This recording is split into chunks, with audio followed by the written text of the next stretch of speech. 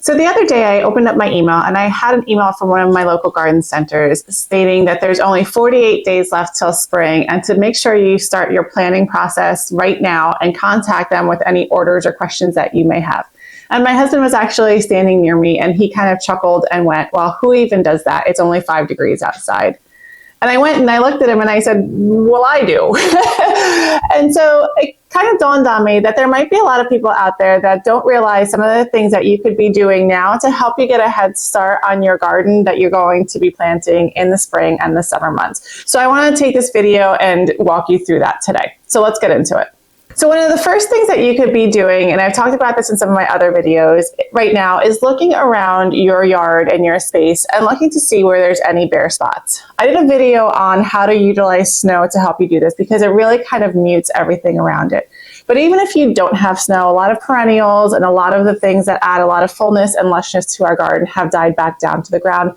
So right now is a great time to assess any type of things that are structural or architectural that you may need.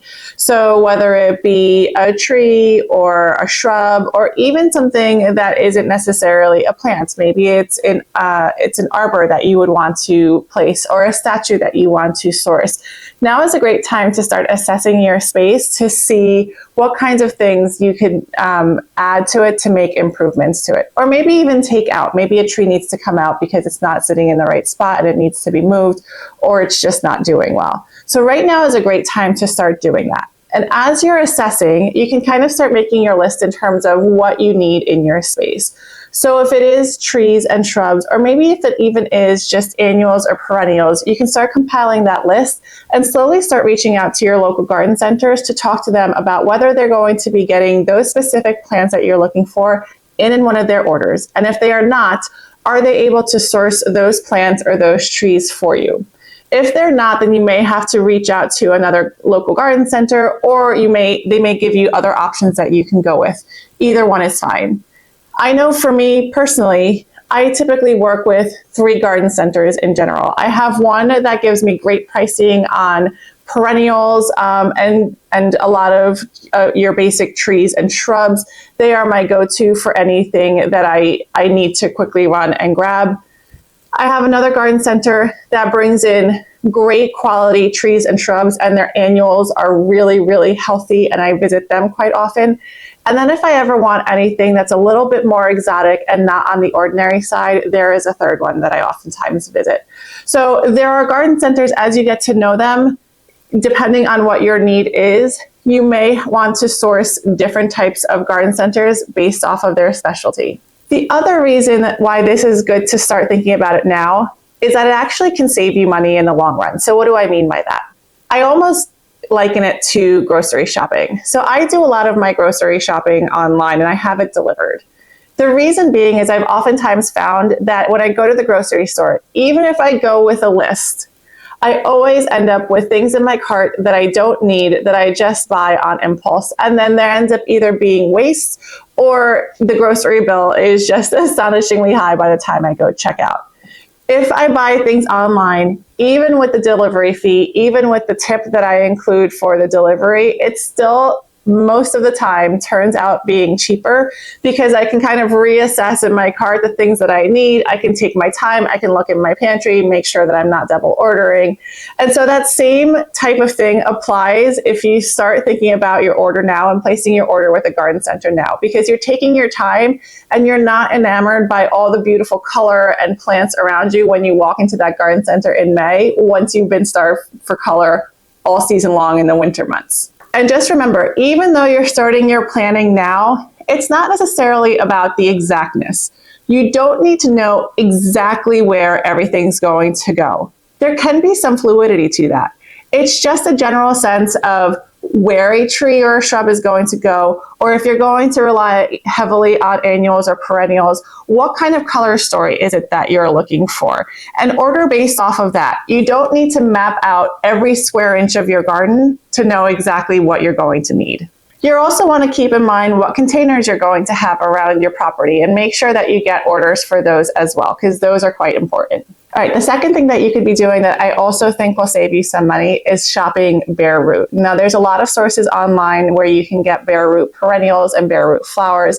I also believe Walmart, I've seen carry them, and some other big box retailers like your Home Depot, like your Lowe's. But I like to get more of my variety online because I do feel most of the time, depending on the source, but most of the time the quality from the online centers are typically a little bit better than your big box retailers. But check it out. Your stores may be a little bit different than the ones near me. So some of the things that you can get bare root. So you can get your spring and summer bulbs. So those are things like your dahlias, your lilies, your cannas are really, really big around here. Your ranunculus, elephant ears, calla lilies, and there's actually quite a bit more if you do a little bit of research, but I can also link some in the description box below. Other flowers are peonies, clematis, daylilies, astilbes, hostas, and iris.